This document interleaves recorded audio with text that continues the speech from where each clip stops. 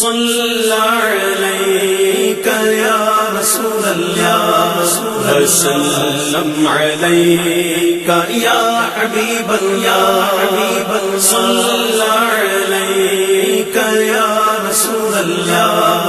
وسلم علیک یا حبیب اللہ۔ باقی معاملات تو بعد کے ہیں، عقائد کے معاملات، فقہ کے بڑے بڑے معاملات، یہ تو بعد کی باتیں ہیں۔ اگر بنیادی ارکان کا علم ہی اسے آ جائے تو ہم یہ سمجھیں گے کہ اس کو فہم دین عطا ہو گیا اور اللہ نے اسے منتخب فرما لیا، اس کے لیے اللہ نے بھلائی کا ارادہ فرما دیا، تو یہ اللہ کا فضل ہوگا۔ یعنی کسی کو فہم دین عطا فرمانا یہ اللہ کا فضل خاص ہے، خاص فضل ہے اس کا، تو جسے چاہے عطا ہو جائے، کیونکہ جسے دین کا فہم عطا ہوگا وہ یقیناً اللہ کی بارگاہ کی طرف متوجہ رہے گا۔ اب اللہ اگر کسی کی توجہ اپنی طرف پھیر لے، یعنی اگر وہ کسی کو اپنا خالص بندہ بنا دے تو یہ تو اس کی بارگاہ سے ایک انعام ہے جو اس کو بطور خاص ملا۔ دیکھیے دعوت عام تو سب کو ہے، یعنی ایسا نہیں ہے کہ جس کے لیے بھلائی کا ارادہ کر لیا صرف اسے فہم دین عطا فرمائی۔ دعوت عام تو سب کو ہے کہ اچھے کام کرو، برائیوں سے رک جاؤ، یہ دعوت عام سب کو ہے، لیکن جس کو منصب تبلیغ پر فائز کرنا ایک فہم دین ہوتی ہے خود عمل کرنا، اور فہم دین کا دوسرا مطلب ہے دوسروں کو سمجھانے کے قابل ہونا۔ تو کسی میں یہ دونوں صلاحیتیں ایک ساتھ ہوتی ہیں، یعنی خود عمل کرنا اور دوسروں کو سمجھانا، اور کسی میں یہ بات صرف ایک پیمانے پر ہوتی ہے کہ وہ خود عمل کر سکے، دوسروں کو سمجھانے کے قابل نہ رہے۔ تو یہ دونوں جو پیمانے ہیں فہم کے، یہ دونوں مختلف ہیں، اور یہ ضروری نہیں ہے کہ ہر وہ انسان جس کو منطق، فلسفہ اور تمام فنون کا علم ہو، ہم یہ کہیں کہ دین کا فہم اس کے پاس مکمل ہے، باقی کے پاس ناقص ہے۔ کبھی کبھی ایسا بھی ہوتا ہے کہ کم علم رکھنے والا اگر عمل شروع کر دے تو وہ کم ہی اس کے لیے بہت ہو جاتا ہے۔ اس کا مطلب یہ ہرگز نہیں ہے کہ آپ کم علم حاصل کریں، بلکہ اگر کسی وجہ سے آپ کا علم کم ہے تو آپ اسے بڑھانے کی کوشش تو کریں، لیکن اس وقت تک جتنا آپ کے پاس موجود ہے اس پہ عمل ضرور کریں، کیونکہ دین کے فہم کا ایک حصہ آپ کو عطا تو ہوا ہے نا، تو اس انعام کو انعام سمجھ کر اس پہ عمل کیجئے،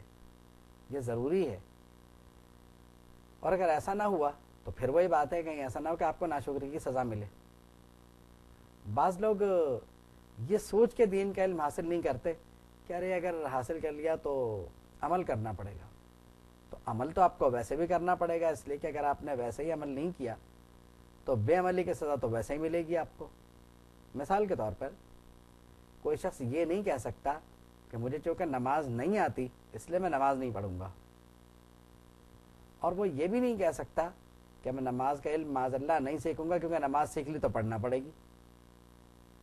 نماز تو آپ کو پڑھنا ہے اور سیکھنا بھی آپ پر فرض ہے۔ چنانچہ یہ چور دروازہ تلاش کرنا کہ میں نماز نہیں سیکھوں گا کیونکہ سیکھنے کے بعد تو مجھے پڑھنا پڑے گی، اس کا مطلب یہ ہوا کہ آپ کو یہ بات معلوم ہے کہ نماز تو آپ پہ فرض ہے، اب مسئلہ صرف یہ ہے کہ آپ سیکھیں گے، سیکھنے کے بعد پڑھیں گے نہیں۔ جب تک آپ نہیں سیکھے ہیں اس وقت تک آپ کو یہ کرنا ہے کہ لوگوں کے ساتھ رکوع میں چلے جائیے، لوگوں کے ساتھ سجدے میں چلے جائیے، آسان طریقہ تو یہی، اور سیکھیے بھی اسے۔ یہ شیطان جو ہے یہ انسان کا پیچھا کہیں نہیں چھوڑتا اور سہولت کے رستے انسان کے لیے نکالتا رہتا ہے انسان کے لیے، تاکہ وہ بے عملی کی طرف بڑھے کہ تم نماز سیکھو ہی نہیں، نہ سیکھو گے نہ تمہیں پڑھنا پڑے گی۔ تو نماز پڑھنے کے لیے سیکھنا شرط نہیں ہے، کیونکہ نماز فرض تو ہے، جو چیز فرض ہے اسے سیکھنا بھی فرض ہے۔ تو ایک وقت میں دو فرائض آپ کیسے چھوڑ سکتے ہیں؟ دوسری بات یہ کہ میں اس سے نا امید نہیں ہوں، کیونکہ آپ یہ نہیں کہہ رہے کہ میں نماز کسی صورت میں نہیں پڑھوں گا، آپ سیکھنے سے کترا رہے ہیں، اور آپ یہ سمجھ رہے ہیں کہ اگر سیکھ گئے تو پڑھنا پڑے گی، جس کا مطلب یہ ہے کہ ذہن کو صرف اس پہ آمادہ کرنا ہے کہ سیکھا جائے، کیونکہ آپ پڑھنے کا انکار تھوڑی کر رہے ہیں، آپ تو سیکھنے سے بھاگ رہے ہیں۔ تو آپ کے ذہن میں ایک عجیب بات آ گئی کہ اگر سیکھا تو پڑھنا پڑے گی، نہ سیکھیں گے نہ پڑھیں گے۔ تو یہ بات بڑی خطرناک ہے۔ آپ آخر اس دنیا میں دنیاوی علوم 16 سال 18 سال صرف اس لیے حاصل کرتے ہیں کہ آپ اس دنیا میں ایک بلند ترین مقام حاصل کر لیں گے اور پھر پتہ نہیں کہاں کہاں پہنچ جائیں گے۔ لیکن یہ بھی ایک طے شدہ بات ہے کہ آپ اس دنیا میں جتنا بھی بلند ترین مقام حاصل کر لیں، آپ اس مقام پر ایک عرصے تک ہی رہیں گے، اس کے بعد نہیں رہیں گے۔ یعنی یہاں پہ اس دنیا میں ہر شخص کے لیے جو منزل متعین ہے وہ عارضی ہے۔ اس کی مثال آپ کو میں یوں دوں کہ کسی ملک میں اگر کسی شخص کو اس ملک کا صدر بنایا جاتا ہے تو زیادہ سے زیادہ اس کی مدت 5 سال ہوتی ہے، یہ اس کے انتہائی عروج کا زمانہ ہوتا ہے۔ اگر دوبارہ بھی منتخب ہو گیا فرض کر لیں تو اور 5 سال مل گئے، لیکن ان 10 سالوں کے بعد واپسی ہے اس کی۔ مطلب یہ ہے کہ پھر شاید وہ تیسری بار صدر نہ بن سکے، جس کا مطلب یہ ہوا کہ یہ 10 سال اس کے انتہائی عروج کے تھے۔ ہو سکتا ہے کہ پہلی بار کے بعد دوسری بار منتخب ہونے کی نوبت ہی نہ آئے، ایسے میں 5 سال مدت رہ گئی۔ لیکن اگر وہ منتخب ہو بھی گیا دوبارہ تو چلیے اس نے اپنے مدت سالار جو ہے 10 سال میں پوری کر لی،